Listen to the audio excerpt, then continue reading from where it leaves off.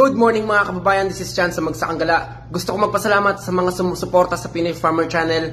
Lahat sa inyo, lahat kayo mga kababayan, maraming salamat sa inyo. At gusto ko rin sabihin na congratulations sa atin, natupad na yung isa sa mga pangarap ko na magkaroon ng sariling produkto, na magkaroon ng sariling herbal na capsule. Ito siya mga kababayan. Pinangalanan ko siyang Lunas. O diba, Lunas? Siyempre, ano tayo, Pinoy tayo eh. Ito yung magiging lunas sa mga sakit ninyo. Magandang kombinasyon na to sa Acid Guard mga kababayan. Ano talaga yan? Perfect yan, perfect. Just to think na yung ibang mga produkto na pinromote ko noon, sobrang effective. Paano pa kaya yung produkto natin mismo?